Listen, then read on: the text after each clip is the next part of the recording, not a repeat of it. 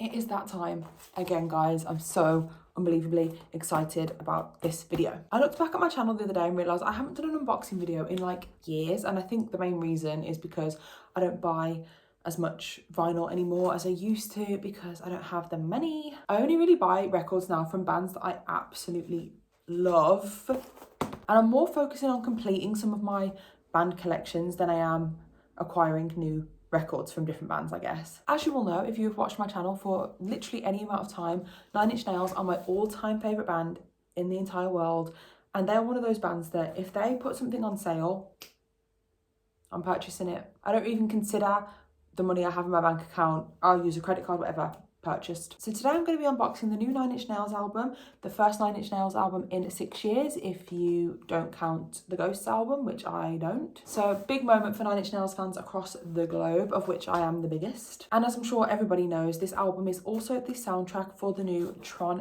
film, which I'm going to be honest, I don't know too much about because I don't enjoy films like that. One thing I do know is that this film franchise clearly likes to use bands to create its soundtrack. The first film, Tron, was handled by Wendy Carlos, and the second film, what was it called? Tron Legacy, was done by Daft Punk, and now obviously we have this one with Nine Inch Nails. So I'm going to open it up on this video, and then I'm also going to give some of my thoughts on the album as well. I've listened to it probably like 5 or 6 times now, so I'll give my kind of general thoughts and if I like it or not. Also, just ignore the fact that I have a kind of half done sleeve. I've just had one session on this sleeve and I'm just, yeah, slowly chipping away at it. Anyway, let's go. This is so exciting to me, guys, really. Nothing's more satisfying than an unboxing as well. Okay.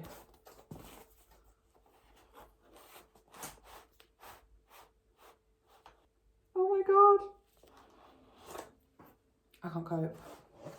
I actually can't cope. This is crazy. Okay, so cute. This is Halo 36, by the way. And we have, obviously, yeah, this is the cover. It says music by Nine Inch Nails down here. I really quite like this cover, actually. I think it's nice. And I love the Nin logo in red on the back. I think that's gorgeous.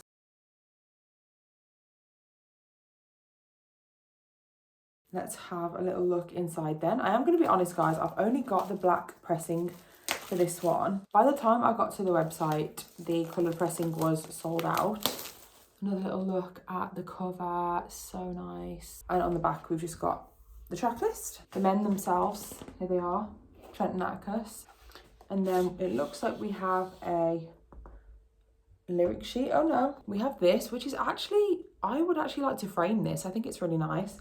But yeah, this is just on the back. It has all of the credits for the album because Boys Noise actually did work on a few of the tracks, which is nice. So there is that. And then obviously inside we have the discs. I mean, everybody's seen a black pressing before, but here it is anyway. And honestly, I don't want to waste any time, so I'm just going to get this spinning.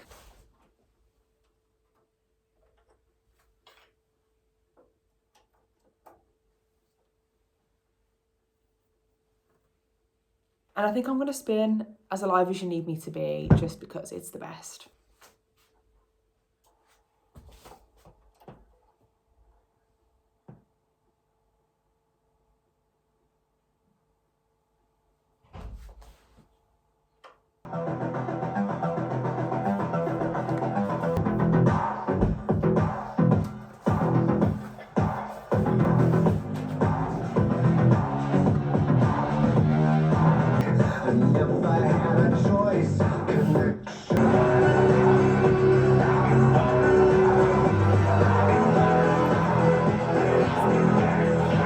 So I don't actually really know what I was expecting from this album because obviously it's been marketed as a Nine Inch Nails album, but it is technically a score / soundtrack. And obviously it seems that this film franchise gets bands to kind of market as their own, under their own name. So I feel like it's a bit of like a, just trying to get some kudos, I guess, from the Nine Inch Nails name. But I think it's a really interesting album. You could definitely say that it's not a typical Nine Inch Nails album, but also I kind of think what is a typical Nine Inch Nails album at this point. Trent and Atticus literally just do what they want to do, and they've been creating these incredible, amazing film scores for so long now. I feel like the two kind of meshing together was the natural evolution for Nine Inch Nails anyway. The album is almost completely synth based. It feels very 80s at times. There are some more mellow moments, definitely, but a lot of it is quite danceable and upbeat. What I really like though is I feel like it has this very unsettling, creepy undertone throughout.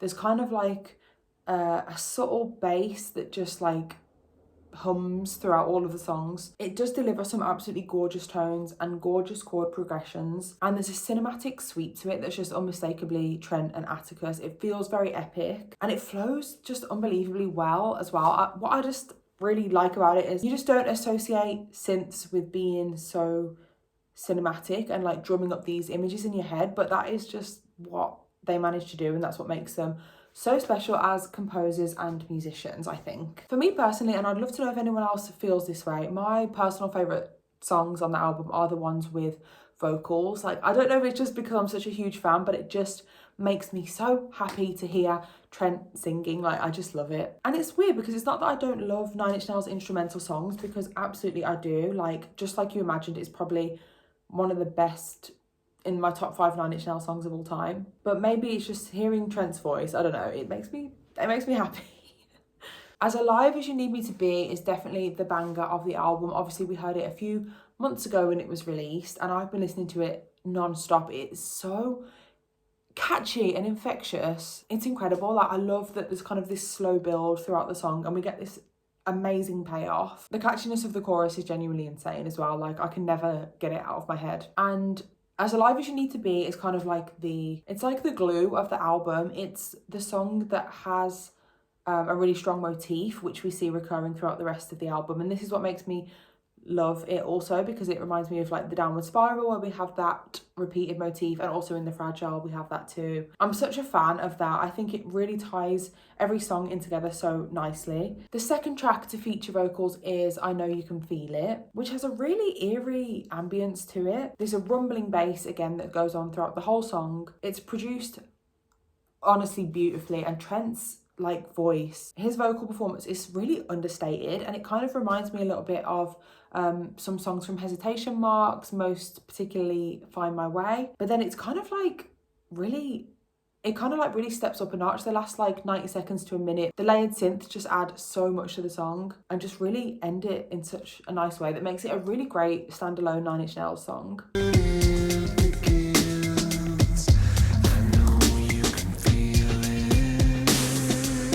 Who Wants to Live Forever also has vocals not just from Trent but from Spanish singer Judeline, who has a really soft, beautiful voice, and they actually sound really gorgeous together. The song is all about the vocals for me. The music's actually quite simple and repetitive. It really like just lets the vocals shine, and then it allows us to kind of be introspective about the lyrics, and the lyrics are actually pretty sad, and it just feels, it's very, very powerful. Like, Nine Inch Nails don't have a massive amount of ballads, but this is definitely for me one of the best ones that they do have. And honestly, I wasn't really expecting a song like this on this album, but I guess I haven't seen the film, so maybe it would fit really well. If you have seen the film, please let me know like how the soundtrack fits in with the film, because I'm really curious.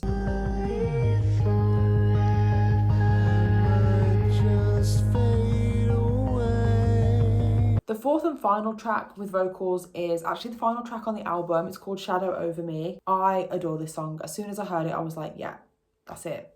That's exactly what I wanted from this project. It's really groovy, but it feels like not accessible because it has this really unique melody in the verses and you just really don't know where it's going. It feels really unpredictable. But the distorted vocals in the chorus are my absolute favourite part of the song. It's just so, like, even though it's distorted, so unmistakably Trent Reznor.